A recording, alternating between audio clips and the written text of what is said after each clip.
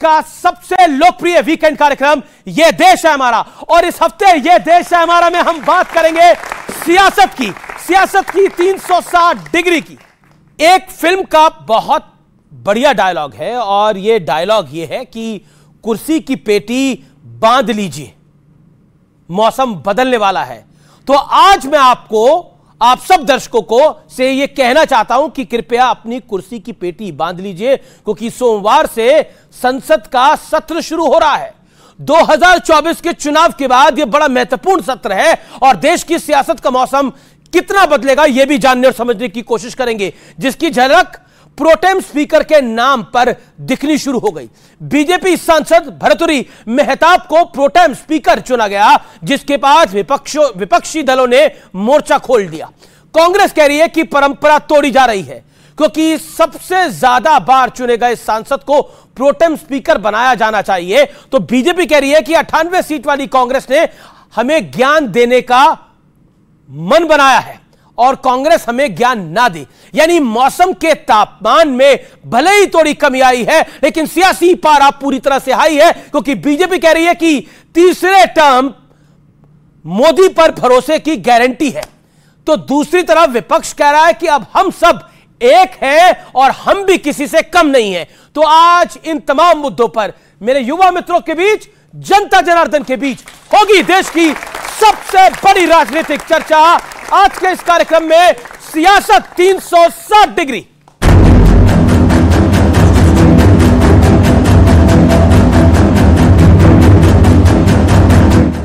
नरेंद्र मोदी का जो कॉन्सेप्ट था उसको ऑपोजिशन ने डिमोलिश कर दिया, खत्म कर दिया है। मतलब जो बिग नरेंद्र मोदी जी की जो इमेज थी उसको फाड़ दिया। बहुत मजबूत ऑपोजिशन है, तो काफी मतलब इंटरेस्टिंग समय है। नई सरकार के पहले संसद सत्र से पहले विपक्ष भरपूर तल्खी दिखा रहा है, बड़े बड़े दावे हो रहे हैं। सदन में राहुल गांधी को नहीं कंट्रोल कर पा रही थी भाजपा, उसमें अब प्रियंका जी होंगी। क्या होगा हाल भारतीय जनता पार्टी का?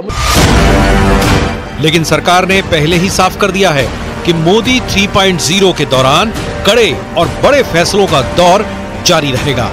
ये जो देश ने अनुभव किया, उस परफॉर्मेंस को देखा, उसी का नतीजा है कि आज एक सरकार को तीसरी बार आप सबकी सेवा करने का अवसर मिला है। उधर सोमवार से शुरू होने वाले संसद सत्र से पहले ही प्रोटेम स्पीकर के नाम पर सियासी उबाल है। बीजेपी सांसद भर्तृहरि मेहताब को प्रोटेम स्पीकर बनाने पर विपक्ष लाल है। देखिए, परंपरा क्या है, ट्रेडिशन कन्वेंशन क्या कहता है कि सबसे वरिष्ठ सांसद को स्पीकर प्रोटेम नियुक्त किया जाता है। तो ये अच्छा संकेत नहीं देता। ये टकराव पंगा ले रहे हैं पहले दिन से। तो बीजेपी कह रही है कि मात्र 98 सीट जीतने वाली पार्टी हमें ज्ञान न दे। संसद के नए सत्र में स्पीकर के चुनाव से लेकर डिप्टी स्पीकर का चुनाव होना है। स्पीकर को लेकर स्थिति लगभग साफ हो चुकी है कि ये पद बीजेपी अपने पास ही रखेगी, लेकिन सूत्रों का कहना है कि विपक्ष डिप्टी स्पीकर के पद पर मोर्चा खोल सकता है। तो आज इन तमाम मुद्दों पर जनता के बीच होगी सबसे बड़ी बहस। लेकिन चर्चा में आगे बढ़ने से पहले देश के नंबर 1 कार्यक्रम में बात करेंगे आज की चर्चा के मुद्दे की। विपक्ष की सीटें बढ़ी, अब संसद चलेगी, हंगामा भी बढ़ेगा। यह पहला आज का मुद्दा है। सहयोगियों वाली मोदी 3.0 में भी क्या बड़े फैसले हो पाएंगे, यह जनता जनार्दन के मन में सवाल है। 2024 से राजनीति के मिजाज के बदलाव का दौर शुरू हुआ है, क्योंकि अभी तक हमने फुल मेजॉरिटी वाली सरकारें देखी थी, लेकिन अब यह गठबंधन सरकार है और करप्शन के खिलाफ कड़े एक्शन का दौर जारी रहेगा। यह भी बड़ा मुद्दा है। जनता जनार्दन है मेरे साथ, उनके लिए जोरदार तालियां। आपका अभिनंदन है। मेरे साथ रोहन गुप्ता है भारतीय जनता पार्टी से, जोरदार तालियों के साथ उनका अभिनंदन करिए, नेता प्रवक्ता है। मेरे साथ सत्य प्रकाश मिश्रा है, जनता दल यूनाइटेड के नेता प्रवक्ता, उनका अभिनंदन है। अमित जमाई साहब है मेरे साथ, समाजवादी पार्टी के नेता प्रवक्ता, जोरदार तालियों के साथ उनका अभिनंदन है। मेरे साथ कंचना यादव जी हैं राष्ट्रीय जनता दल से, उनका अभिनंदन है। राजेश गुप्ता है आम आदमी पार्टी के विधायक हैं, उनका भी स्वागत है। लेकिन इस चर्चा की शुरुआत करते हैं अमीक जमाई, सबसे पहले शुरुआत आप ही से कर लेते हैं। यह सियासत 360 डिग्री वाली है, लेकिन ऐसा लग रहा है कि आपको शुरुआत से ही कुछ भा नहीं रहा है। यानी कभी राहुल जी कहते हैं कि यह सरकार नहीं चलेगी, कभी खड़गे जी कहते हैं कि यह सरकार जल्दी गिर जाएगी, और अब प्रोटेम स्पीकर बनाया गया तो उसमें भी दिक्कत हो गई। तो हर चीज से ही दिक्कत है शुरुआत से। जब कहते हैं बोनी खराब हो तो अंजाम क्या होगा? देखिए, देश की जनता जानती है कि नरेंद्र मोदी का ये जो तीसरा रिजीम है, ये आंध्रा और पटना कंट्रोल्ड रिमोट सरकार है। हमारा सवाल क्या है समाजवादियों का, जिस दिन पार्लियामेंट का सेशन होगा, हम ईमानदारी से कह रहे हैं कि हम संसद को चलाना चाहते हैं, लेकिन अखिलेश यादव जी और देश के हमारे सब विपक्ष के लोग, इंडिया अलायंस के लोग, हम ये चाहते हैं कि नरेंद्र मोदी जी ने, इवन हमारे नीतीश बाबू ने, आंध्रा ने जो कास्ट सेंसस की बात करी है, देश को हम उस तरफ ले जाना चाहते हैं। इस देश में सबसे चरम पर जो बेरोजगारी है, कि युवा जो ताकत है भारत की, जिस 60% युवा ने इस देश को बनाया, वोट किया, नरेंद्र मोदी जी को तीसरा रिजीम दिया, उसके पास युवाओं के लिए रोजगार की ना कोई पॉलिसी है, ना शिक्षा के लिए कोई कार्यक्रम है। नीचे आपके सामने। जी जी, अब आपने अपनी बात रखना नहीं। एक सेकंड। आपने अभी बोला कि नीतीश बाबू ने कास्ट सेंसस कराया, पूरे देश में होनी चाहिए। विपक्ष की जहां जहां सरकारें हैं, कर्नाटका में कास्ट सेंसस की रिपोर्ट तैयार है, पेश की नहीं की जाती। बड़ा सवाल है ये। हिमाचल में क्यों नहीं किया जाता? ये कांग्रेस की सरकार है, किसी से इजाजत लेने की जरूरत नहीं है। तेलंगाना में आप लोगों की सरकार है, वहां किसी को इजाजत लेने की जरूरत नहीं है। अरे पंजाब में विपक्ष की सरकार है अगर, तो वहां किसी से इजाजत लेने की जरूरत नहीं है। मुझे समझ में नहीं आ रहा एक प्रश्न कि आप बोलते कुछ है और करते कुछ। मैं आपको समझा रहा हूं। जी जी जी। जब देश की सतह पर जातिगत जनगणना होगी, जाति पर आधारित, इस देश की जनता को गिना जाएगा। आप कहते हो ब्राह्मण 5% है, हम कहते हैं उनकी आबादी ज्यादा है, उनके यहां गुर्बत ज्यादा है। छत्रियों में बिहार में जो कास्ट सर्वे नीतीश जी और आदरणीय तेजस्वी जी के जमाने में जो हुआ, जो रिपोर्ट आई उनके सामने, उसमें यह बताया गया कि जो छत्रियों की वहां की ताकत है, वो एक मुस्लिम मेहतर से बदतर शिक्षा और नौकरी में उनकी हालत है। हमारा यह कहना है ईमानदारी के साथ इस देश में जातिगत जनगणना करवा के जिसकी जितनी आबादी है उसकी वेल्थ का आंकड़ा हो, उसके पास मकान है नहीं है, शिक्षा है, नौकरी नहीं है, अगर वो कहीं पे भी कमी ये कराया क्यों नहीं? कर्नाटक के अंदर रिपोर्ट तैयार है, तो आपकी कांग्रेस की सरकार ने पेश क्यों नहीं करी? अब आप स्तर की बात बोल रहा हूं, रिमोट कंट्रोल वाली सरकार मोदी को करना पड़ेगा। देश ने रिमोट कंट्रोल का आरोप झेलने वाले प्रधानमंत्री को देखा है, जिसमें एनएससी सुपर पावर होती थी, और 2004 से 2014 के बीच में एनएससी को बनाया गया था। लेकिन ये रिमोट कंट्रोल वाली सरकार है। जनता दल यूनाइटेड के प्रवक्ता साहब जवाब दीजिए। ये बिहार से रिमोट चलेगा, इसका पटना से रिमोट चलेगा?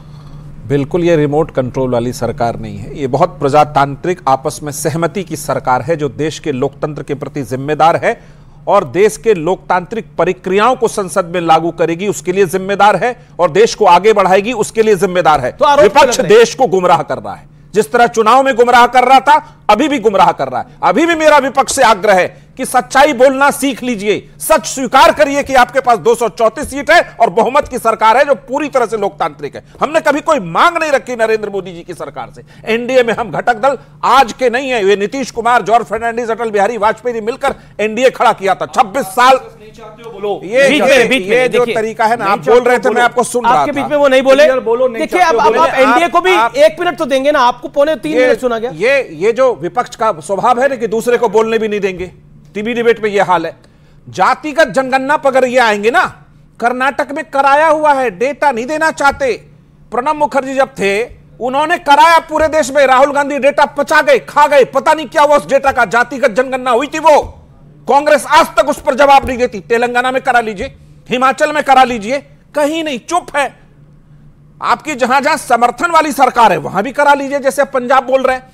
जातिगत जनगणना या जाति के विकास से इनका कोई लेना देना नहीं है, इनको सिगुफा छोड़ना। और हम बताते हैं आपको, अगर बिहार ने इसको कराया तो कमिटेड होकर के अति पिछड़ों का रिजर्वेशन बढ़ाया, और हम मानते हैं कि देश में सबसे ज्यादा पिछड़े और को सबलता नरेंद्र मोदी जी की सरकार ने दिया। 29 मंत्री हिंदुस्तान में पिछड़े जातियों का हिंदुस्तान में कभी नहीं बना। ये गर्व की बात है सरकार, ये प्रजातांत्रिक सरकार। जी जी जी। अब मेरे को आरजेडी के पास जाना है, कंचना यादव, फिर मैं भारतीय जनता पार्टी के पास आऊंगा। मैं पहले कंचना यादव, तमाम बातें हैं अपनी जगह, लेकिन राजनीति तो अपने तरीके से चलेगी।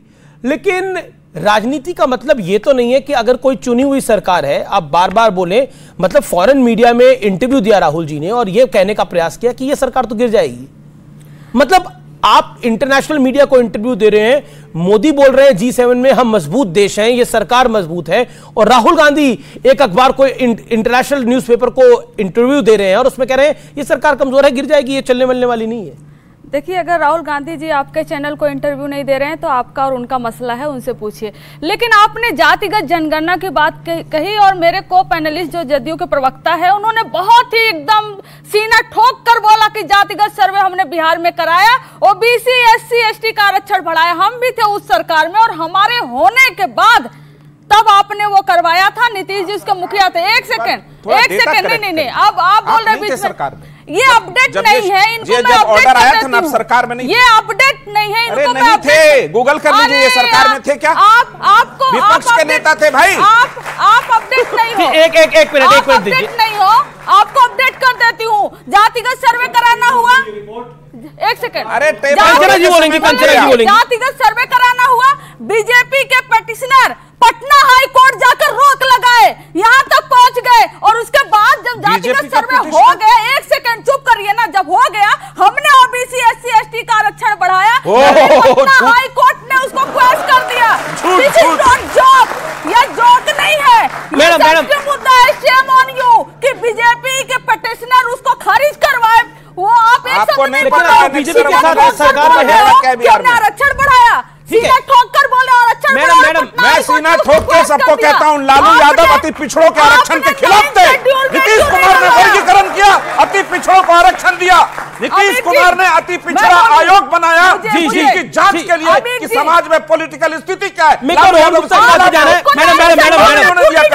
बात कर रहे हैं लालू यादव?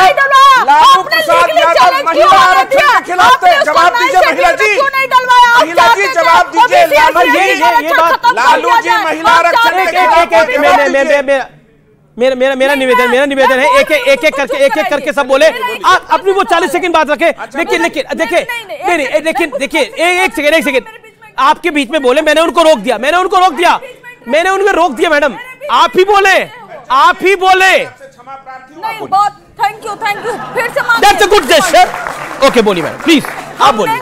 आरक्षण बढ़ा, लगातार हमने मांग की केंद्र सरकार से उसको 9 शेड्यूल में डाला जाए ताकि उसको लीगली चैलेंज नहीं किया जा सके। क्यों नहीं डाली इनकी केंद्र की सत्ता, क्यों नहीं डाली? वो चाहते थे कि उसको क्वेश कर दिया जाए, वो चाहते थे एक सीधा सवाल है और इसका सीधा जवाब है, एक सीधा सवाल और इसका सीधा जवाब 30 सेकंड में, फिर मैं रोहन जी के पास चले जाता हूं। बड़ी सारी बातें हो गई लेकिन मेरे प्रश्न का उत्तर नहीं आया। मैंने बोला कि जब चुनी हुई सरकार है, 290 वाली सरकार है, 294 वाली सरकार है, तो उसके गिरने के सपने आप क्यों देख रहे हैं? आपके पास तो नंबर भी नहीं है। अगर मतलब मैं मानूं आप बिहार को भी तोड़ लें, मतलब आप आरजेडी को भी जेडीयू को भी तोड़ लें, टीडीपी को भी अपने पास ले जाएं, तब भी सरकार नहीं बना पाते आप लोग। देखिए, हमें किसी को तोड़ने और जोड़ने का कोई शौक नहीं। तो फिर काहे कह रहे थे राहुल जी? सुनिए, आप पूरी बात सुनना सीख लीजिए। लेकिन जिस तरह से आरएसएस इनको अहंकारी बोल रही है, जिस तरह से आरएसएस इनको सबक सिखा रही है, इनके ही पेरेंट ऑर्गेनाइजेशन हमें कहने की कुछ जरूरत नहीं है। अहंकार तो आजकल आप आरएसएस को सुन रहे हैं, भरे हुए हैं और इनको हर बात पर ये जो 100-150 हमारे सांसद निलंबित कर दिए थे ना, अब नहीं कर पाएंगे। देखिए, अब मैं रोहन जी के पास चलता हूं। रोहन जी, बड़े सारे सवाल है, बड़े सारे प्रश्न है और आपने बड़ा धैर्य दिखाया, इसके लिए भी आपका अभिनंदन है जी। लेकिन बात यह है कि बार बार अभी सुप्रिया श्रीनेश जी ने भी कहा कि पहले तो राहुल जी थे, अभी तो प्रियंका जी चुनाव लड़ रही हैं, जीत के आएंगी तो वो मेंबर होंगी। पहले तो राहुल जी थे, राहुल जी ने परेशान कर रखा था, प्रियंका जी भी आ रही हैं। अब ये मैडम भी कह रही हैं कि देखिए अब वो नहीं कर पाएंगे संसद में, तो पहले कर पाते थे। आपने पहले ऐसा किया क्या है? ये डरे हुए हैं सब लोग, ऐसा क्या कर रखा है आप लोगों? पहली बात तो जो मतलब मन में ऐसा इनके एक डाउट है कि अब आप वो नहीं कर पाएंगे, तो आप डरा के रखना चाहते थे। देखिए, परिणाम जो भी आता है अमीश भाई, देश का जो जनादेश है सबको उसको स्वीकार करना चाहिए और स्पोर्टिंगली स्वीकार करना चाहिए।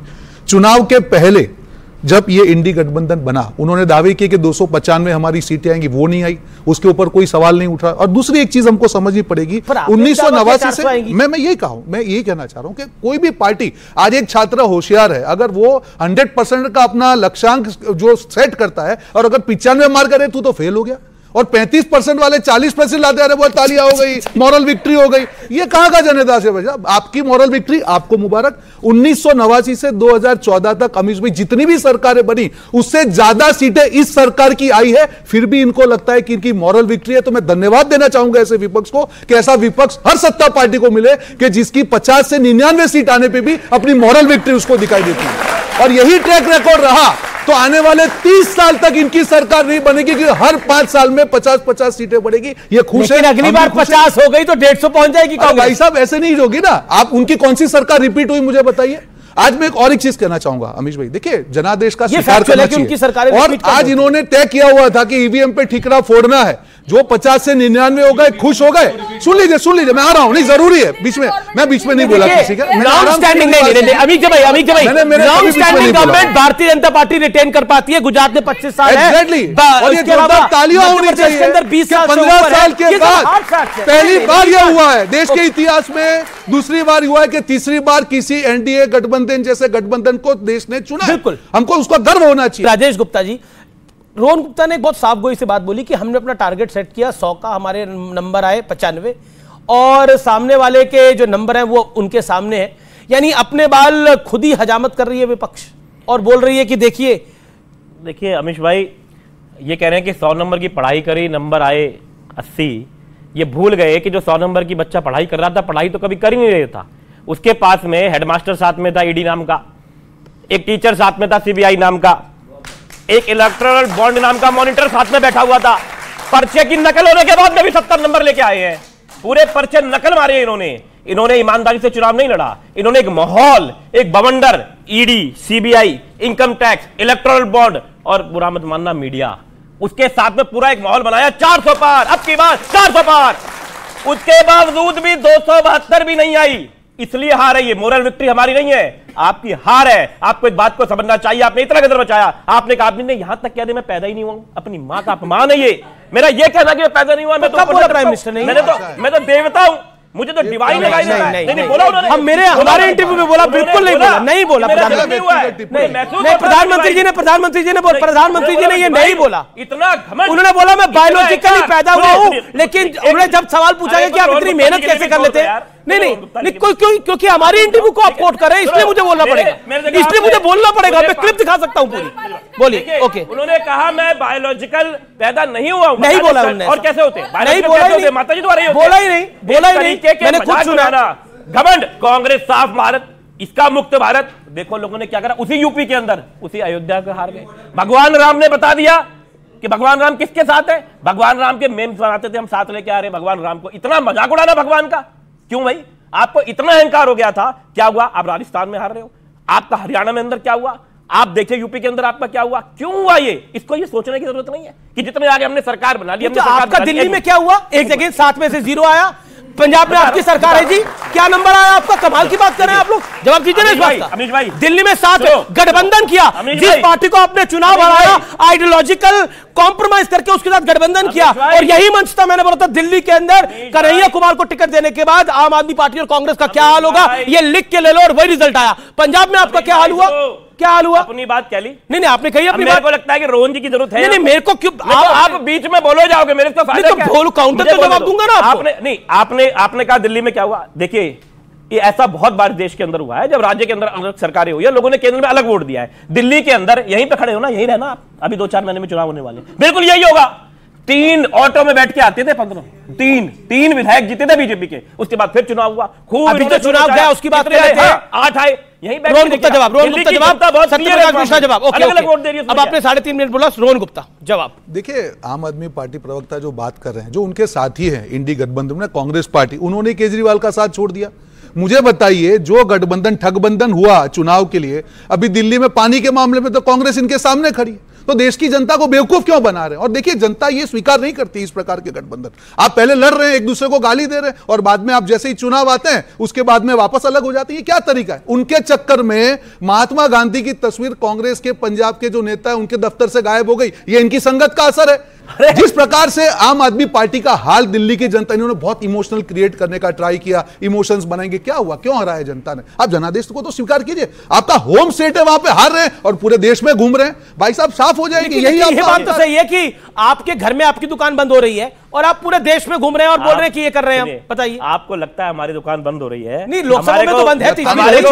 सुनिए, हमारा शोरूम आपको दिखाई दे जाएगा, 3 महीने रुक जाओ, अब आपको दिखा देंगे। और चुनाव ये इतनी बात तब कर रहे हैं क्योंकि देश की जनता ने देखा महाराष्ट्र में जो गदर मचा रहे थे, अजित पवार करप्ट है, 70,000 करोड़ दिल्ली की तो बात कर लीजिए, उसको अपने साथ में बिठाया। अच्छा, दिल्ली में क्यों हारे वो बताइए। शिवसेना को तोड़ा, उसके बाद में आधार घोटाले का इल्जाम लगाने के बाद में उस आदमी को भी आप लेके आ गए अपनी पार्टी में, लोगों ने क्या जवाब दिया? इतनी बेईमानी के बाद में आप देखिए, इनके पास दिल्ली को छोड़ के पूरे देश के लिए आर्ग्यूमेंट, ये जीतने के लिए कुछ भी कर सकते हैं, ये जीतने के लिए। और देखिए, ये पानी की बात कर रहे हैं, एक बात में ये बच्चे बैठे हुए हैं, देखिए दिल्ली में पानी पैदा नहीं होता, हर के स्टेट से आता है, ठीक है? एक मुझे सिर्फ 30 सेकंड बच्चों सब सुनना इस बात को। एक प्रधानमंत्री को सबसे पहले जो काम करना चाहिए, सुनिए, अभी एक बिजली भी नहीं आ रही है, पूरे पसीना से लथपथ है। कहां नहीं आ रही है? सुखदेव विहार में 4 दिन दिल्ली में भी 7 घंटे दिल्ली में। देखिए अमित भाई, देखो ऐसी, देखो ये रोहन भाई भी जानते हैं। एक मिनट अमित भाई, रोहन भाई आप मेरे साथ पहली बार शायद डिबेट में आए होंगे। ऐसा ऐसे देखो, नॉन सीरियस बात तो ठीक नहीं है। नॉन सीरियस सही तो कह रहे हैं, बिजली नहीं आ रहा, बिजली कहीं नहीं आ रही, ऐसा है। आपको लगता है आपका रिपोर्ट है, आपका रिपोर्ट है, बताओ आप इतने बड़े न्यूज चैनल के इतने बड़े एंकर हो, अरे चालू अभी 2 दिन, अरे एक करके अमित जमाई साहब भी इंतजार कर रहे हैं। बात के लिए 30 सेकंड, अगर देश नहीं, बहुत छोटा, अगर देश की राजधानी के अंदर पानी की बड़ी प्रॉब्लम है, जो आसपास की स्टेट से उनसे पानी आता है, क्या सबसे पहले प्रधानमंत्री जी का काम यह नहीं बनता कि इसको एक नेचुरल इमरजेंसी है, उसमें बैठ के देखा जाए कि सबको पानी मिल जाए? इसमें भी राजनीति होगी क्या यार? हम लेटर लिखे जा रहे हैं, प्रधानमंत्री को लिख रहे हैं, हरियाणा के लेटर नहीं, जब आप बताइए थे, जब आप शीला दीक्षित ये बात बोलती थी, कांग्रेस की रिस्पेक्टेड लीडर स्वर्गीय शीला जी, जब ये बात बोलती थी, वो आप कहते थे ये लेटर लिख के काम हो जाता है क्या? नहीं, तो अब मैं आपसे पूछ रहा हूँ कि लेटर लिख के काम हो रहा है? नहीं, पॉइंट ये है, देखिए रोहन जी का सारा काम आप करें। नहीं, मैं रोहन जी का काम नहीं कर रहा, मैं जनता का काम कर रहा हूँ। पानी जनता को नहीं मिल रहा, बिजली जनता को नहीं मिल रही, मैं जनता का काम कर रहा हूँ। प्रॉब्लम ये है कि जो जनता की बात करता है, जो पब्लिक की बात करता है, वो आपको अपना दुश्मन नजर आता है। बिजली नहीं आ रही, आप देखो, मैं नहीं बोल रहा हूँ, ऑडियंस आज कांग्रेस को तो कन्विंस करे, आज कांग्रेस उनके खिलाफ आंदोलन कर रही है दिल्ली में। लेकिन इंटरेस्टिंग, बिल्कुल मैं आपको आपकी बात कहने दे रहा हूं, लेकिन इंटरेस्टिंग, मटका फोड़ रैली जो है, मटका फोड़ रैली कांग्रेस पार्टी कर रही है आम आदमी पार्टी के खिलाफ दिल्ली के अंदर। अमित भाई, बड़ा प्रश्न यह है कि देखिए, ये सियासत 360 डिग्री है, हर तरह की बात होगी, टेम्परेचर भी हाई है, यानी मौसम का टेम्परेचर, गर्मी का माहौल, लेकिन संसद की गर्मी बढ़ने वाली है, कुर्सी की पेटी बांध लेनी चाहिए, क्योंकि सदन में अब तो विपक्ष भी अच्छा, बड़ा और असरदार होगा, हमको भी रिपोर्ट करने में मजा आएगा। प्राइम मिनिस्टर साहब कहते हैं कि जब विपक्ष मजबूत होता है तो बातचीत, देश में बहुत सौहार्द और बहुत ज़्यादा जो है बातचीत का अच्छा माहौल होता है। हम बहुत अच्छा माहौल देने वाले हैं समाजवादी लोग, ये हम आपको आश्वस्त करना चाहते हैं। लेकिन हमारा सवाल इस 17 साल की सरकार से है, 10 साल नरेंद्र मोदी का रिजीम और 7 साल हमारा उत्तर प्रदेश का मुख्यमंत्री जी हमारे हैं, योगी जी।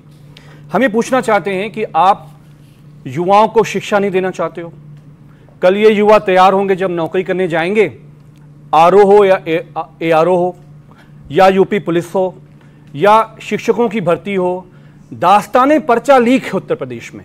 मैं ये कह रहा हूं कि सरकार कोई भी हो, क्या हम सब लोग मिलकर ये फैसला कर सकते हैं कि इनके भविष्य से कोई किसी को हम लोग खेलने नहीं देंगे? लेकिन रोजगार सृजन करने में ये सरकार नाकाम रही, ये सबसे बड़ा मुद्दा है। अखिलेश यादव जी भारत की संसद में जो पहली बार समाजवादियों की सबसे बड़ी लड़ाई है कि प्रधानमंत्री जातिगत जनगणना पे केसी त्यागी जी ने बहुत ही सीरियस स्टेटमेंट दिया था, अभी 1 हफ्ते पहले का है, या तो हमारे दोस्त जेडीयू के बैठे उसको कंडेम कर दें। उन्होंने कहा कि जेडीयू का सबसे बड़ा मुद्दा जातिगत जनगणना है केंद्र के स्तर पर, नंबर 1। उन्होंने कहा कि सबसे बड़ा मुद्दा है कि जो अग्निवीर है वो खत्म होनी चाहिए, ये जो ठेके का आर्मी का नौकरी है। तीसरा उन्होंने कहा कि यूनिफॉर्म सिविल कोड में वो रिव्यू चाहते हैं। 3 तो ये बात रही, लेकिन हम ये चाहते हैं, केसी त्यागी ने बोला कि केसी त्यागी साहब कहे आप चलवा लीजिए, आप स्टेटमेंट चलवाइए। ओके, आप ठीक है, काउंटर जवाब पीटीआई का यूनाई का बाइट चला लीजिए। मेरा कहना है कि अग्निवीर को ठेके की नौकरी हम आपको बता रहे हैं, जायज नहीं है। ओके, बोलिए आप। यूनिफॉर्म सिविल कोड पर हमारी पहले भी पार्टी ने स्टैंड बहुत क्लियर किया हुआ, ये अभी की बात नहीं है कि इन प्रिंसिपल हम यूनिफॉर्म सिविल कोड पे सहमत हैं, लेकिन शर्त है कि इसके तमाम स्टेक होल्डर से बात करिए, चर्चा करिए, उनको भी कहने देना, चर्चा करिए। अगर कोई जेडीयू का तो वो बोले इस बात, चर्चा करिए, सभी स्टेक होल्डर से बात करिए, इस पर चर्चा करिए, जो मॉडल आएगा उस पर बात आएगा। अग्निवीर पर हमने नीति की समीक्षा की हमेशा वकालत करी है और अभी भी उस प्रस्ताव को हमने कहा है कि अग्निवीर की समीक्षा होनी चाहिए। अगर युवाओं में कोई निराशा या कोई बात इस पर गई है तो किसी भी नीति की समीक्षा हो सकती है। रुक जाइए आप, अरे रुकिए भाई, चाय पिलाएंगे आपको, रुकिए चाय पिलाएंगे, रुक जाइए थोड़ा। अग्निवीर पे साथ है तो बताओ। अग्निवीर पे समीक्षा, अब ये कुछ मिसकोट कर देते हैं जातिगत जनगणना। जो पार्टी जातिगत जनगणना बिहार में करा चुकी और जो पार्टी पहले देश में करा के बैठी थी, राहुल गांधी को इसकी जानकारी है, कांग्रेस पार्टी ने इस देश में जातिगत सर्वे कराया था, उसका डेटा क्या हुआ, खा गए। राहुल गांधी तो कह रहे हैं कि मोदी नाम का गुब्बारा अब फट चुका है, इस पे क्या कहना चाहते हैं आप, जो भाषा का इस्तेमाल किया राहुल जी ने? मुझे ये उम्मीद नहीं थी कि राहुल जी ऐसी भाषा का इस्तेमाल करेंगे, ऐसे वो संसद में आंख मार लेते हैं, कभी चुम्मा कुछ करते रहते हैं, तो फिर भी मैं चाहता हूं थोड़े वो 93, 94, 98 सीट पे थोड़े ठीक हुए, लेकिन सदन की गरिमा, सदन की गरिमा, नहीं सदन, अरे तो राहुल गांधी संसद में आंख मारेंगे तो हम चर्चा नहीं करेंगे, वाह, नहीं, अगर राहुल गांधी सदन में आंख मारेंगे तो हम तो बताएंगे। एक सेकंड, कॉमेडी शो, एक कॉमेडी शो में भेजा, आपको कॉमेडी क्या लग रहा है इसके अंदर? ये कपिल मिश्रा शो में आना चाहिए, अमित जी का शो में all audios down, all audios down. आपको कॉमेडी, राहुल गांधी ने आंख तो मारी थी, इसमें तो कोई गोरेज नहीं। ओके, तो करिए आप भी करिए। जिस नाम का इन्होंने उपयोग किया उसको लेकर स्मृति ईरानी सबसे ज्यादा चिल्लाई थी, जनता ने उनको नकार दिया और उस शब्द का इस्तेमाल यहाँ पर मत करिए। आपकी याददाश्त कुछ कमजोर हो गई हो तो मैं याद दिला देती हूँ, 15 में आप हमारे साथ लड़े, बीजेपी के साथ चले गए, फिर 20 में उनके साथ लड़े, हमारे साथ आए, और जब चोरी करने लगे, नौकरी के बदले खा गए, करते क्या हम? चुप कराइए, बोलिए आप बोलिए, आपकी आवाज आ रही है। शो नहीं है, एक सेकंड, सत्य जी प्लीज मेरी रिक्वेस्ट है, माइंड योर लैंग्वेज प्लीज। ये जिस तरीके से हुटिंग मजाक होगा ये बिल्कुल गलत है। क्या हुटिंग हो रही है? ये वो क्या हो रहा है, मजाक हो रहा है। ओके, सीरियस डिबेट हो रही है, देश के नौकरी के बदले जमीन खरीदने को बचाओ, नौकरी के बदले केस चल रहा है, हुटिंग लग रहा है, राजेश नकाब उतरता है चेहरे से तो हुटिंग लगता है। सीरियस डिबेट हो रही है भाई, बदतमीजी हो रही है, कोई बदतमीजी नहीं हो रही राजेश जी, कोई शांत रहिए, नहीं तमाशा करने की जरूरत नहीं है, तमाशा मत करिए आप, नहीं तमाशा मत करिए, कमाल है। आप बोलिए, एक सेकंड, लोकतंत्र में जनता को ताली बजाने का कोई कार्यकर्ता नहीं बैठा हुआ, पब्लिक आई हुई है। बोलिए, नहीं कमाल की बात है। आपको आपकी गारंटी का मैं क्या करूं सर, मुझे अपनी पब्लिक पे विश्वास है ना। ओके, आप बोलिए, मैडम को बोलिए, मैडम को बोलने दीजिए। मैडम सर, अब आप बीच में बोल रहे हैं बार बार, एक सेकंड, आप मैडम को, नहीं आप मैडम को बोलने दीजिए, जनता को निर्धारित आप नहीं कर सकते, आप कमांड नहीं कर सकते सर, मैडम को बोलने दीजिए। मैं लास्ट टाइम मैं भी गारंटी दे रही हूँ, अगर हमारे बीच में ये बोले तो मैं 1 सेकंड में ये छोड़कर मैं चली जाऊंगी, मैं चली जाऊंगी। आप बोलिए, आप शांत बैठिए, इनको बोलने दीजिए, बोलिए ना। सत्यप्रकाश मिश्रा शांत होइए, आप सत्य जी शांत होइए, मेरा रिक्वेस्ट है। बोलिए, आप राजेश गुप्ता शांत होइए ना, मेरा निवेदन है। ओके, पब्लिक डिबेट है, सीरियस मुद्दा है, देश का मुद्दा है, नौजवानों का मुद्दा है, किसानों का मुद्दा है, और यहाँ ये गंदी लैंग्वेज का उपयोग कर रहे हैं और आप लोग तालियां बजा रहे हैं। किसानों के लिए क्या गंदी भाषा आपको ऑडियो जा रहा है? आपको ऑडियो नहीं जा रहा अभी? राहुल गांधी जी बोले होते हैं तो आज स्मृति ईरानी सड़क पर दौड़ रही होती, संसद में दौड़ रही होती है, लेकिन यहाँ पर खड़े होकर ये ऐसी भाषा का उपयोग, क्या भाषा आपको गंदी लगी? आप बोलिए ना, नौजवानों पे, अग्निवीर पर बोलिए आप। ठीक है, मैं जदयू से निवेदन करूंगा, उतना ही चिल्लाइए, सुबह यहाँ, शाम में उस पार्टी में, सुबह इस पार्टी में, शाम में उस पार्टी में, थोड़ा आराम से रहिए, कल हो सकता है कोई बड़ा डिसीजन लेना पड़ जाए आपको, तो आवाज कम रखिए। आपको क्या लगता है बड़ा डिसीजन ले सकते हैं क्या? एक सेकंड, ऑल ऑडियोज डाउन। मैं जिसके पास माइक लेके जाऊं उसी का ऑडियो खोलिए। पहले बोल दिया कि नीतीश जी का जो सेकुलर और फैशिस्ट क्रेडेंशियल है, he is a top person, he is an anti-fascist man, he will not support any NDA fascist tendency। मैंने बोला कि क्या fascist tendency क्या है? जैसे इस देश के इंस्टीट्यूशन को खत्म करना, हेमंत सोरेन को जेल भेजना, अरविंद केजरीवाल को जेल भेजना, जो रेड्डी बंदों से इलेक्टोरल बॉन्ड का पैसा गया, बंदा बोले वही रेड्डी था ना। पर सर, जो केजरीवाल जो की पैसा दिया वो जेल में चले गए। एक इलेक्टोरल बॉन्ड क्या 1000 करोड़ भारतीय जनता पार्टी खाई। रोहन गुप्ता जेल में नहीं है। ठीक है, रोहन गुप्ता, अब रोहन गुप्ता हमारी है। एक बात यह है कि पहले सभी पार्टियों को सभी कॉर्पोरेट पैसा दिया करते थे, लेकिन जो इंडियन एक्सप्रेस का सबसे बड़ा रिपोर्ट आया करीब 50 फर्म्स का जी, कि उनके ऊपर एक डेट में पहले तो उनके ऊपर छापे पड़ते हैं और 10 दिन के बाद भारतीय जनता पार्टी के अकाउंट में 100 करोड़, 200 करोड़, 400 करोड़, 500 करोड़, 600 करोड़, 1000 करोड़ उनके अकाउंट में जाते हैं। ये इंडियन एक्सप्रेस का रिपोर्ट है, भारत की संसद में पेश होनी चाहिए।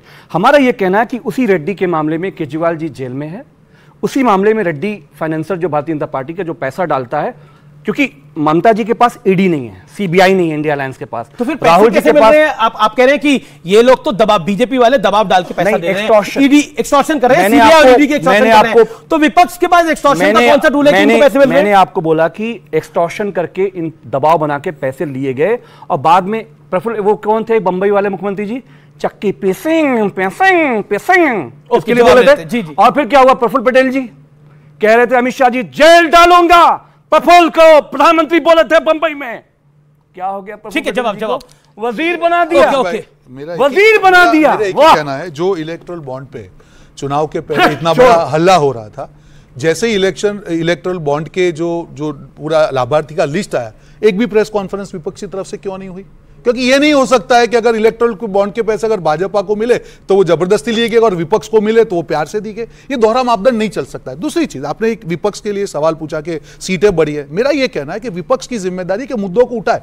2 बड़े मुद्दे, महंगाई और बेरोजगारी पे हमेशा विपक्ष ने सत्ता को गिरा है। आज जहां जहां उनकी राज्य सरकार है, मुझे बताइए कर्नाटक में भी टैक्स बढ़ा दिया, तो क्या महंगाई पे वार हुआ? क्या ये महंगाई के साथ आप चल रहे हैं? आपकी गारंटी के लिए आप बोल रहे हैं? कंचना यादव, देखिए महंगाई का मुद्दा आप लोग उठाते हैं और बार बार करते हैं, भ्रष्टाचार की बात बीजेपी करती है, लेकिन महंगाई के मुद्दे के ऊपर कर्नाटक में कांग्रेस की सरकार है जिसके साथ आपका अलायंस है, उसने पेट्रोल डीजल के दाम बढ़ा दिए और जब सवाल पूछा गया तो वो कन्नी काट रहे हैं इस पूरे मामले से। तो पेट्रोल डीजल के दाम तो कर्नाटक की सरकार ने बढ़ाए, क्यों? देखिए, यही कहते थे राजस्थान में आएंगे तो 400 का सिलेंडर देंगे, बड़े बड़े होर्डिंग लगे थे, कहाँ गए? और आते ही सरकार में बोले हमने तो ऐसा कहा ही नहीं था। ये झूठे वादे आप लोग करो, लेकिन मैं कह रही हूँ कि अगर आप बाई रोड जाओ तो हर इतना टोल टैक्स इतना ज्यादा हो गया है, इतना ज्यादा हो गया है कि एक नॉर्मल चीज भी जब ट्रांसपोर्ट होती है रोड के जरिए तो उसका प्राइस टोल टैक्स की वजह से बढ़ा दिया गया है। और उसके मिनिस्टर जो है इनके हैं नितिन गडकरी जी जो भी हैं, लेकिन हम कह रहे हैं हमारा कोई एक सेकंड हमारा कोई मकसद नहीं है सरकार को अस्थिर करने का। हम चाहते हैं कि इस देश को एक स्थिर सरकार मिले जो सुचारू रूप से तो सुचारू जी सुनो, नहीं आप सुचारू रूप से काम करने का मतलब यह है कि अगर रेल का एक्सीडेंट हुआ है तो रेल मंत्री आए और उस पर बताए प्रॉपर कैसे हुआ। बस ये रील बनाने नहीं आए, रेल मंत्री है, रील मंत्री नहीं है। और अगर किसानों पर कुछ हो रहा है तो उस पर इधर उधर बकैती ना करे, बल्कि आए और साथ में काम करे। तो ये अपनी जवाबदेही तय करे। पेपर लीक हो रहा है तो शिक्षा मंत्री अभी करे एरर है, शिक्षा मंत्री करे एरर है, बिहार में कह रहे हैं कि लीक हो गया। समझ ही नहीं आ रहा कि इनका कॉन्ट्रडिक्शन है कहां, इनका कॉन्ट्रडिक्शन है कहां? जी मैं आपको बता रहा हूं। पहले सत्यप्रकाश मिश्रा आपका जवाब, वो कह रहे हैं कि हर चीज प्लानिंग के साथ होनी चाहिए और हर चीज पे जवाबदेही फिक्स होनी चाहिए। आप एक बात बताइए अमिश देवगन जी, पिछले 10 सालों में कौन सी ऐसी बात हुई जो प्लानिंग के साथ नहीं हुई इस देश में? अगर कोई भी योजना सरकार की आई, चाहे वो किसानों को पैसा सीधा देने का था, क्या ये प्लान नहीं था? और इस बार सरकार बनते ही 20,000 करोड़ उसके लिए जारी नहीं किया गया। गलतियां जहां हुई वहां भी इस बात की देखा देखी की गई और उसकी जांच की गई और संबंधित अधिकारी को उस संबंध में निर्देश दिए गए। बड़ा सवाल पे क्या बड़ा सवाल यह है कि इस सरकार में क्या बड़े और कड़े फैसले हो पाएंगे भ्रष्टाचार पर? जिस तरह मोदी सरकार पहले कार्रवाई कर रही थी मोदी 2.0 में, क्या 3.0 पे कर पाएगी? नीतीश कुमार जी का एक बहुत बड़ा बयान हमेशा रहता है, भ्रष्टाचार पे 0 टॉलरेंस। ना हम किसी को बचाते हैं ना हम किसी को फंसाते हैं। अगर राष्ट्र हित में कोई भी फैसला होगा एनडीए वो फैसला लेगी, वो भ्रष्टाचार से रिलेटेड हो, सीमा सुरक्षा से रिलेटेड हो, चाहे युवाओं के भविष्य से रिलेटेड हो, चाहे हेमंत सोरेन हो, चाहे अरविंद केजरीवाल हो। बिल्कुल पक्का, बिल्कुल। मैं एक दोहरा दूं, जब पहली बार केजरीवाल पर यह शराब घोटाले का आरोप लगा और लोग जेल गए, हमारी पार्टी का ऑफिशियल ट्वीट है और ट्विटर पे हमारे राष्ट्रीय अध्यक्ष का बयान है, अदालत इस मामले में फैसला करेगी, जांच जांच कमी, जो भी जांच अधिकारी हैं वो जांच कर रहे हैं। हम कभी जांच को नहीं रोकते और अदालत के काम में हस्तक्षेप नहीं करते। अब राजेश गुप्ता पॉइंट ये है कि आप लोग ब्लेम गेम में यकीन करते हो, यानी आप हिट एंड रन में बिलीव करते हो। पानी की समस्या हो तो केंद्र जिम्मेदार है, बिजली की कोई समस्या हो तो केंद्र जिम्मेदार है, भ्रष्टाचार में कार्रवाई हो जाए तो वो ईडी और सीबीआई का मिसयूज है। क्या आपको लगता नहीं है कि अपने पॉलिटिकल डिबैकल के लिए जो पंजाब में हुआ, जो दिल्ली में हुआ, उसके लिए आप जिम्मेदार है, आपकी पार्टी जिम्मेदार है? अमीश भाई, जब बीजेपी जीतती है तो आप उनको श्रेय देते हो, तो आप इस बात को समझो कि दिल्ली की जनता ने 3 बार केजरीवाल जी को जिताया। पंजाब में 92 लोकसभा चुनावों की बात कर रहा हूं। एक मिनट, चुनाव तो चुनाव ही है ना, और उसके बाद में दिल्ली के एमसीडी में भी अगर बीजेपी को हराए तो कोई रीजन होगा उसका जी। अभी जैसे रेल की बात हो रही थी, आज इस देश के अंदर 95% लोग ऐसे जिन्होंने हवाई जहाज को सिर्फ ऊपर से ही देखा है। उसके बाद में अगर आज रेल की टिकट कराने की कोशिश करो ना यहाँ से बनारस की, आपको मिलेगी नहीं। पहले आपको कहा तत्काल में जाओ, तत्काल में प्रीमियम तत्काल में जाओ, उसमें देखोगे तो टिकट ऑलमोस्ट फेयर के बराबर हो जाएगी, एयर फेयर के बराबर में। उसके बाद में आपको गाड़ी लेने के लिए मजबूर करा जाएगा, उसमें 50% टैक्स, और इतना टैक्स ले लिया जाएगा जो उन्होंने ऑक्ट्रॉय के नाम पे कहा आपसे, इतना टोल टैक्स लगा दिया जाएगा कि आप बर्बाद हो जाओगे। इन पे कोई बात नहीं करेगा, हमेशा मजाक होंगे, हमेशा चुटकुले होंगे। उन्होंने कहा 10 साल में बहुत अच्छा चल रहा था, फिर ये 18 महीने की एवरेज और इनकी नीतीश कुमार जी की इधर से उधर, उधर से उधर टपक जाते हैं। 18 महीने पूरे होने वाले, ध्यान रखना, किसी भी टाइम इधर से उधर हो जाएंगे, मैं आपको बता रहा हूं। और दूसरी बात चाहिए, उन्होंने कहा राहुल गांधी जी ने क्या बोला, राहुल गांधी जी ने बोला या किसी ने भी अगर कोई बात ऐसी संसद में गलत करी, नहीं होनी चाहिए। देश के बच्चे देख रहे हैं, देश का भविष्य कल ये भी आ जाएंगे। एक मिनट रुकिए, हुई थी, वही तो मैं कह रहा हूं, नीतीश कुमार जी ने क्या क्या बोला विधानसभा में। इनकी पार्टी के प्रवक्ता मेरे साथ खड़े होकर बोल रहे थे उनका दिमाग खराब हो गया है, सठिया गए हैं, भूल गए, ऐसी ऐसी बातें कि इन बच्चों के सामने कर नहीं पाओगे। भूल गए क्या आप? ये लोग बार बार पलटते हैं, इनकी बातों को ज्यादा सीरियस नहीं लेना चाहिए। वो कह रहे हैं क्योंकि टारगेट किया गया है जेडीयू को, पलटू राम है आप लोग। देखिए, ये कांग्रेस को गाली देते थे, सोनिया गांधी को गिरफ्तार करो, जेल में डालो, सारा पता चल जाएगा घोटाला का, उनके गोद में जाके कांग्रेस में बैठ गए। हम सिद्धांतों पर, समय के हिसाब से, परिस्थिति, राजनीतिक स्थिति में हमने जरूर अपने साथी बदले, लेकिन हमने अपनी नीतियां नहीं बदली। भ्रष्टाचार पे कार्रवाई जारी रहा, सुशासन गर्व से 18 साल से बिहार में चला रहे, और देश में गौरव है। बिहार का विकास दर देश में सबसे ज्यादा है, लगातार है, गूगल करके आप देख लीजिएगा इस बात को। लेकिन नहीं, वो ठीक है, हमने साथी चुने थे, हम इसको मानते, उस समय की राजनीतिक परिस्थितियां थी। और अभी हम एनडीए के साथ चुनाव लड़े तो देश में सबसे अच्छा, नहीं, देश में सबसे अच्छा प्रदर्शन एनडीए का कहां रहा? बिहार में रहा। तो हम उनके साथ हैं, खड़े हैं। देखिए, इन्होंने जो पलटी मारी, जो आप बार बार आरोप लगा रहे हैं, इन्होंने जो पलटी मारी उसको देश की जनता ने, खासतौर पर बिहार की जनता ने, क्योंकि वो उनका राज्य है, उसको स्वीकार कर लिया। इनको और बीजेपी यानी रोहन गुप्ता की पार्टी को और सत्य प्रकाश जी की पार्टी को झोली भर के सीटें दी। आपने भी एक पलटी मारी, आपने कांग्रेस के साथ अलायंस करा, लेकिन दिल्ली की जनता ने उसको बुरी तरह से अस्वीकार किया।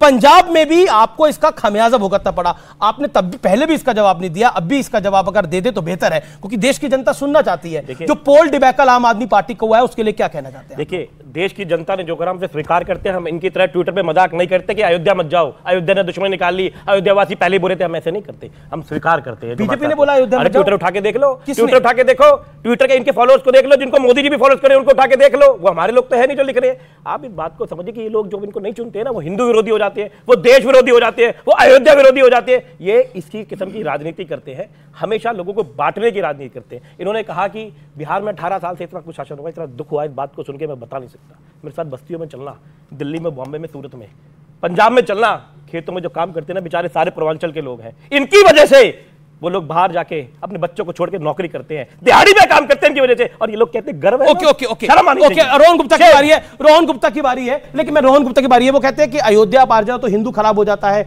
देश अगर हार जाओ तो देश खराब हो जाता है, मतलब देश विरोधी लोग हो जाते हैं। देखिए, ये इनकी सोच है, पर आपको एक चीज समझना पड़ेगा अमीश भाई, देश की जनता स्मार्ट है। जनादेश की जब हम बात कर रहे हैं, ये लोग ये कहते हैं, पंजाब में कहते हैं कि हम आपके हैं कौन, और दिल्ली में कहते हैं कि हम साथ साथ हैं। तो जनता ने क्यों दिया हम आपके हैं कौन? ये इनको समझना पड़ेगा कि जनता इतना ज्यादा विरोधाभास सहन नहीं करती। अब ये बोल रहे थे जेडीयू के लिए खराब बोल रहे थे, यही जेडीयू ने दावा किया है कि उनको प्रधानमंत्री पद की ऑफर दी गई। अंगूर खट्टे हैं, आप स्वीकार कीजिए ना कि आपकी हार हुई है। आप सशक्त विपक्ष की तरह काम कीजिए, सकारात्मक बात कीजिए, अपने मुद्दों को लेकर चलिए, महंगाई की बात कीजिए, बेरोजगारी की बात कीजिए, उसका सोल्यूशन दिखाइए। सिर्फ उंगली उठाने से कभी भी देश की जनता आप पे भरोसा नहीं करेगी। मुझे कुछ सवाल लेने हैं, कुछ सवाल हाथ खड़ा करे, जो हाथ खड़ा करेगा उससे सवाल लूंगा मैं भाजपा के प्रवक्ता से पूछना चाहता हूं, छात्रों के साथ इस देश में रोजाना हो रहा है, रोजाना पेपर लीक हो रहे हैं, उसमें आगे प्रधानमंत्री जी कुछ क्यों नहीं कहते हैं, क्यों अपना पक्ष क्यों नहीं रखते हैं? क्यों? रोहन गुप्ता जवाब। रोहन गुप्ता, छात्रों का एक बड़ा मुद्दा है, राहुल जी ने भी इस बात को उठाया, राहुल गांधी ने भी बोला कि प्रधानमंत्री को इस पर अपनी चुप्पी तोड़नी चाहिए। जवाब देखिए, ये बहुत संवेदनशील मुद्दा है और जिस प्रकार से सरकार को जो कार्रवाई करनी चाहिए पूरा, और सरकार ने क्लियरली कहा कि किसी को बख्शा नहीं जाएगा। और अमीश भाई, मैं ये चीज राजनीति से ऊपर उठ के ये कहना चाहूंगा, मैं भी युवा हूं, कि ये जो मुद्दा है, ये देश की जो पूरा ढांचा है उसके अंदर कहीं ना कहीं बहुत बड़ी कमी है। हम राजस्थान में जब कांग्रेस की सरकार की तब भी 20 पेपर लीक हुए थे। तो जब आपकी इच्छा शक्ति होगी कि नहीं हमको मिलकर इसके खिलाफ लड़ना है और इसके ऊपर राजनीति नहीं होगी, तो मुझे लगता है तब राजनीति, देखिए अफसोस के साथ मैं बात बोल रहा हूं, लेकिन राजनीति सारी पॉलिटिकल पार्टियां कर रही है। बीजेपी भी कर रही है, जेडीयू भी कर रही है, कांग्रेस भी कर रही है और बाकी दल भी कर रहे हैं। अब मैं एक आरजेडी के जो नेता हैं तेजस्वी यादव जी, उनके पीएस पे आरोप लगा रहे हैं विजय सिन्हा। कल मेरे साथ वो एक्सक्लूसिव इंटरव्यू में भी थे, उन्होंने बोला देखिए ये तो सब उनके भाई, लेकिन उस विभाग के मंत्री तो सिन्हा साहब ही हैं, तो क्या उनकी जिम्मेदारी नहीं है कि सारी जिम्मेदारी तेजस्वी यादव की है? अगर तेजस्वी यादव का पीए कमरा बुक करा रहा है और सारी साठगांठ हो रही है, तो फिर ये सरकार क्यों है? जिम्मेदारी पूरी सिस्टम की है। मैं अभी वापस बोल रहा हूं, वो कांग्रेस की सरकार हो, बीजेपी की सरकार है, सबकी जिम्मेदारी है, सबको मिलकर जिम्मेदारी निभानी होगी। थैंक यू, सीताकशी से काम नहीं होगा, पूरे सिस्टम की जिम्मेदारी है। और मैं इससे कंचना यादव आपके पास भी आना चाहता हूं।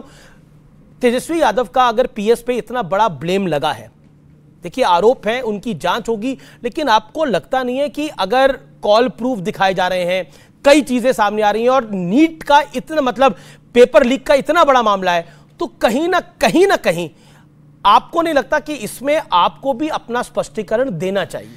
नहीं, आप चलाए नहीं होंगे, लेकिन तेजस्वी जी इस पर आकर बोल चुके हैं। उन्होंने बोला कि अगर आपको लगता है इन्वॉल्व है तब गिरफ्तार करिए।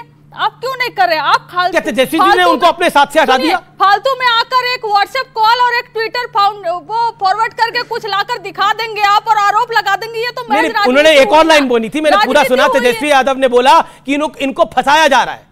मेरा प्रश्न ये है कि मैं किसी सरकार को क्लीन चिट देने का अधिकार नहीं रखता, मैं क्लीन चिट किसी को नहीं दे रहा, लेकिन ये छात्रों के भविष्य का मामला है, ये इन छात्रों की बात है, ये करोड़ों छात्रों की बात है जो मेरे जिगर के टुकड़े हैं, और मैं उन छात्रों के लिए हमेशा आवाज उठाता रहा हूं मेरे 24 साल के करियर में, और आज भी उठाता रहूंगा। चाहे कल मुझे देश के एचआरडी मिनिस्टर से सवाल पूछना हो या देश के गृह मंत्री या प्रधानमंत्री से सवाल पूछा हो, मैंने गुरेज नहीं करा बिना। और लेकिन जी, लेकिन क्या आपको नहीं लगता कि आपकी भी जिम्मेदारी बनती है कि उनको तो पहले पीएस को तो बेदखल करा जाए थोड़े समय के लिए? एक सेकंड आप सुन लीजिए, आप बेदखल पीएस को करने की बात कर रहे हैं। दिल्ली में धर्मेंद्र प्रधान जी कहते हैं जी कोई स्कैम ही नहीं हुआ, कोई लीक ही नहीं हुआ, एरर हुआ है, शेम ऑन यू, एरर हुआ है। और यहाँ दो उनके नेता पर्ची लेकर चिल्ला रहे हैं कि पेपर लीक उन्होंने करवा रहे, इतना कॉन्ट्रडिक्शन क्यों है? हमारे ये जो मुख्यमंत्री जी हैं कह रहे थे कि जो भी पर्चा लीक में शामिल होगा बुलडोजर चलेगा उसके घर पे। बुलडोजर बाबा बोलते हैं, लड़के लोग हमारा बड़ा खुश हो जाएंगे।